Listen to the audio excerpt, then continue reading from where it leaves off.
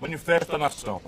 Na maioria das vezes em que o movimento nacionalista se levanta no Brasil, ele é destruído pelas forças do atraso ou se autodestrói por acordos eleitorais escuros. É um jogo de culpa-desculpa, trágico e repetitivo. Para esconder a culpa da renúncia covarde aos verdadeiros ideais de mudança, muitos se escondem na desculpa de que para governar é necessário uma aliança com as forças do atraso. E para eliminar, na raiz, a diversidade do embate democrático, tentam transformá-lo de forma artificial e prematura no embate de duas forças que utilizam falsos argumentos morais para se tornarem hegemônicos. Aqueles que ousam resistir, como é o meu caso, são vítimas das mais violentas campanhas de intimidação, mentiras e de operações de destruição de imagem. É o que está acontecendo agora, quando estou sendo vítima de uma gigantesca e virulenta campanha nacional e internacional para a retirada da minha candidatura. Anotem e leiam os meus lábios. Nada deterá a minha disposição de seguir em frente a empunhar a bandeira do novo Projeto Nacional de Desenvolvimento e também a denunciar os corruptos, farsantes e demagogos que tentam ludibriar a fé popular com as suas falsas promessas.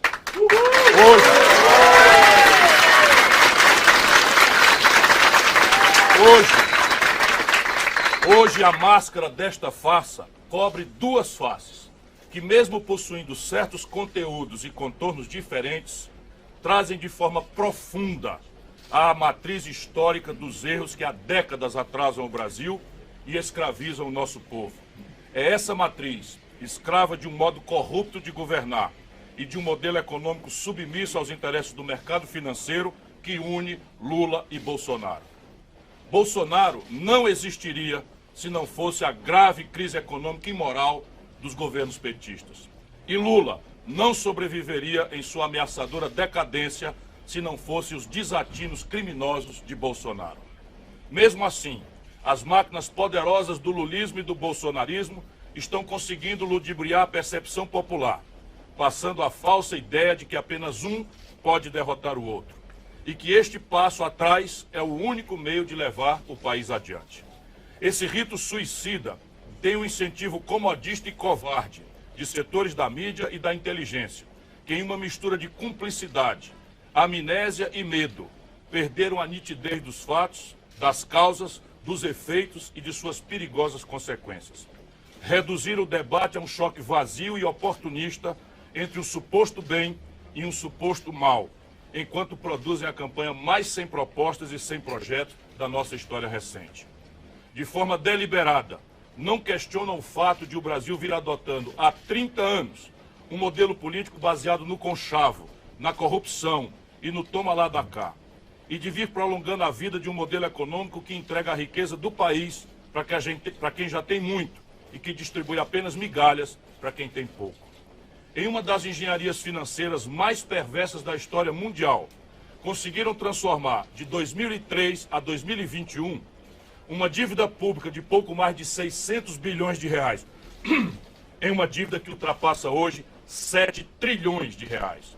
Mesmo que tenhamos pago, nesse mesmo período, outros 7 trilhões de reais.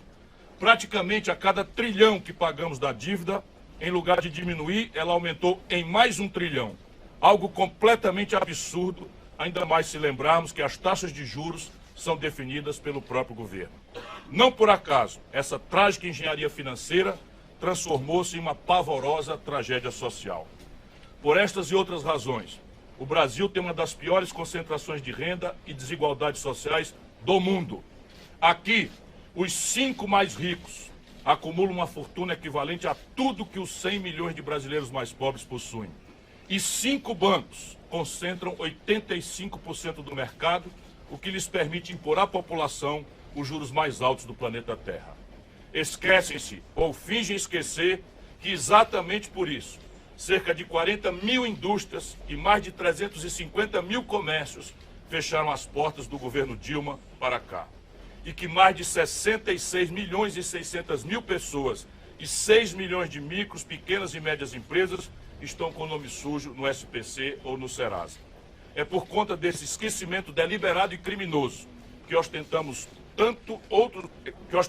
tantos outros números que nos causam vergonha e indignação. Somos o segundo maior produtor de alimentos do mundo. Porém, aqui, mais de 33 milhões de brasileiros passam fome. 125 milhões não conseguem fazer as 3 refeições diárias e até carcaças de animais são vendidas como alimento. Somos uma das maiores economias do planeta, mas aqui 55 milhões e 500 mil pessoas vivem só com R$14 ou menos ainda por dia. O desemprego ronda a casa dos 10 milhões. O desalento são 5 milhões, ou seja, pessoas que já desistiram de procurar emprego. E o subemprego, que paga menos do que o mínimo e não garante nenhum direito, torna-se a regra geral e não a exceção. Lula e o PT passaram 14 anos no poder e deixaram o Brasil com os mesmos problemas que encontraram. A prova disso é a rápida evaporação dos efeitos da fugaz benesse que conseguiram produzir, impulsionada por ciclos favoráveis de commodities. Lula continua a repetir que colocou os pobres no orçamento, quando na verdade os contentou com migalhas, deixando-os aonde sempre estiveram, na escravidão da pobreza. Bolsonaro, sua cria maligna, seguiu parte dessa cartilha, aliando-se ao centrão e rendendo-se à corrupção e ao clientelismo. E acrescentou, sem dúvida, conteúdos gigantescamente mais pavorosos: o desrespeito às instituições e crimes contra a humanidade. Mas essas diferenças não conseguem os separar de todo. Ao contrário, conteúdos políticos e econômicos profundos mais os aproximam do que os separam. Por isso tudo, o Brasil está na iminência de sofrer a maior fraude eleitoral da nossa história. Não a mentirosa fraude das urnas eletrônicas inventada por Bolsonaro, mas a fraude do estelionato eleitoral que sofrerão as vítimas que apertarem nas urnas invioláveis o 13 ou o 22. As urnas são de fato invioláveis, mas a legítima vontade popular está sendo tremendamente violada. Pois os que pensam que apertar o 13 elegerão Lula, mesmo que com seus defeitos, estarão na verdade elegendo os mesmos que saquearam o país nos últimos anos, com os quais Lula vergonhosamente de novo se aliou. Aqueles que pensam...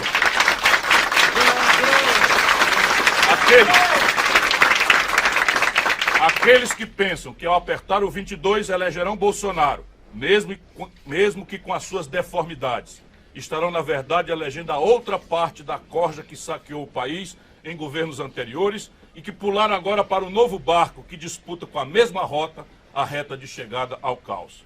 Mas ninguém traz isso para o debate. Agora, na reta final da campanha mais vazia da história, embalam tudo no falso argumento do voto útil.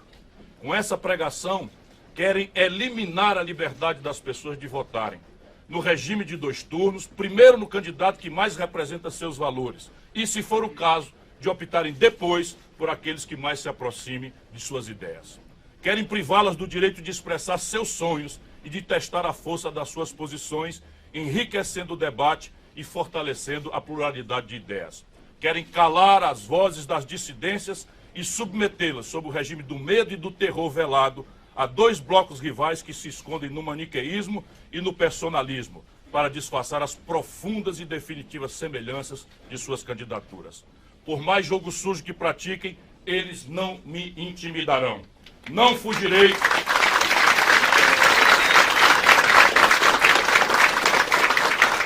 Não fugirei do verdadeiro embate democrático e não compactuarei com essa farsa. Tenho um compromisso de vida e de morte com a luta por um Brasil melhor e nada me amedrontará nem irá me deter. Minha candidatura está de pé para defender o Brasil em qualquer circunstância e meu nome continua posto como firme e legítima opção para livrar o nosso país de um presente covarde e de um futuro amedrontador. Com rebeldia e esperança, ainda podemos juntos salvar a nossa pátria. Levanta, Brasil!